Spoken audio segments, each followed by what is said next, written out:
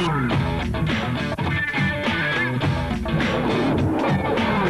Walton and Wiggins, the ad agencies that put this one together for Lion Bar tried to show aerosol culture in a positive light. Although advertising giant Saatchi & Saatchi copped out with their dismal attempt at imitating what writers can create in this ad for British Airways. What they try and pass off as aerosol art looks more like vandalism than anything else. They even had the nerve to rip off the work of a well-known writer called Shame. One thing that's sad is, because people don't take our art form seriously, they think that they can just hire us to do things, and because our art form is something which we do anyway, that we should be privileged to get paid for it.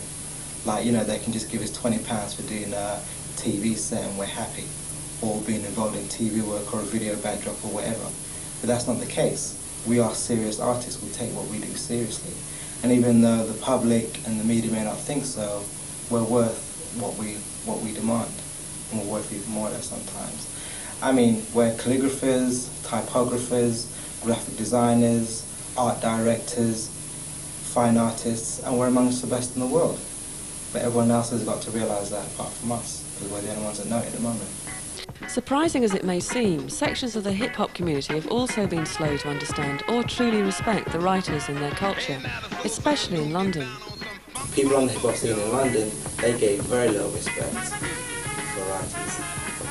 I mean, I can remember people getting into the certain aspects of the hip-hop scene just so they can get girls. Wait a minute, you started dancing because you could pick up the girls? That's true. And then you went on to DJing? Well, I went on to DJ to pick up the girls as well. As well. And then rapping is like kind of more upfront, you can pick up even more. So that was my reason for it behind it all. That is it. Where do the writers fit in amongst all this? People just saw it as a novelty aspect of the hip-hop scene. You know, we were dirty, we always had paint on our hands and our clothes. Yeah, we could draw and paint, yeah, we were talented. But while they were breaking or getting down at jams, we were out painting trains and writing on walls, which they found crazy. And like also, when they wanted us to paint jackets and do backdrops, they offered us measly amounts of money.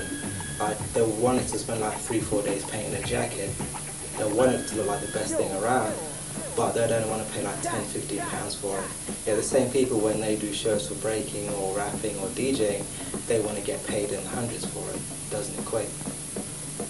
Especially when they're looking to do like a 15-minute spot. This attitude is gladly not universal amongst hip-hop enthusiasts.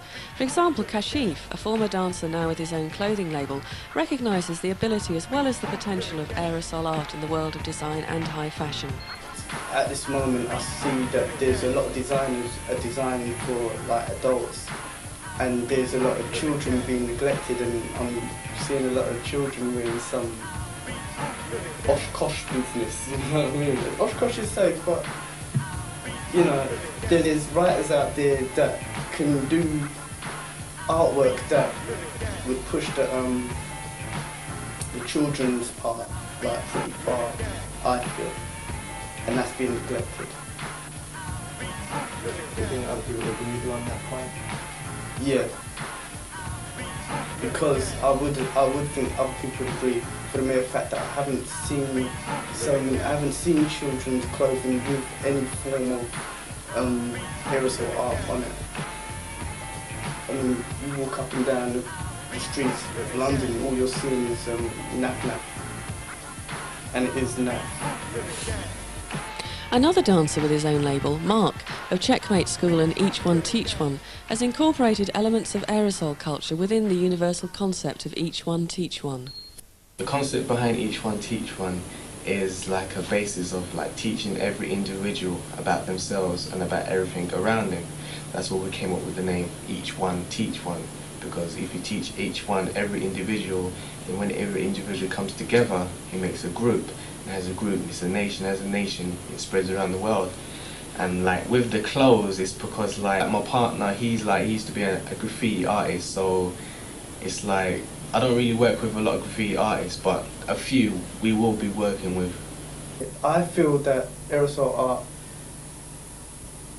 has a place in clothing, in designers' clothing. It has a huge place. It's just that there's a whole heap of avenues that haven't really been investigated yet. With such employment opportunities in the world of clothing design, you'd think that at least the education system would wise up and come out of the cold and damp dark ages and into the warm and knowledgeable 90s in order to prepare today's teens for the ever-changing face of industry. But have they?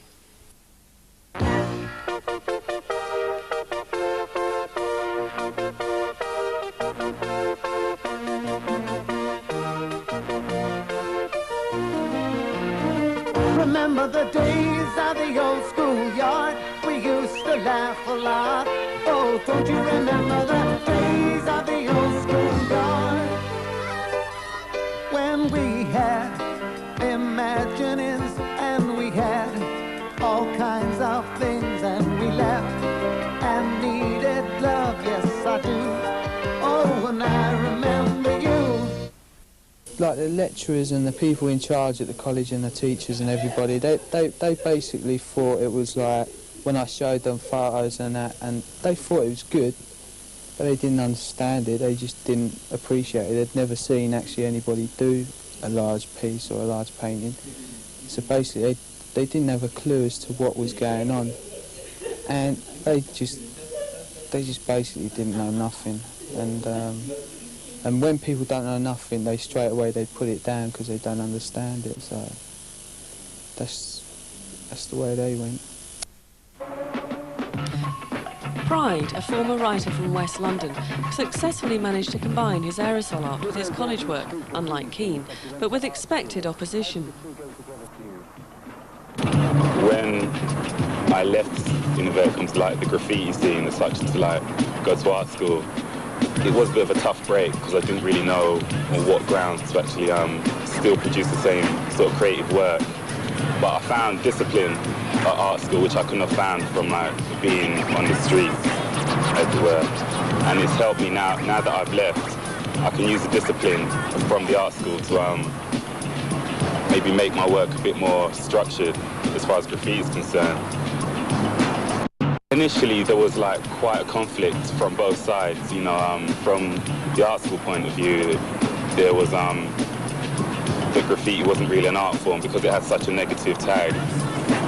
It was like an uphill struggle for me to sort of like get my work accepted in the same sort of confines as say watercolour painting or oil-colour painting.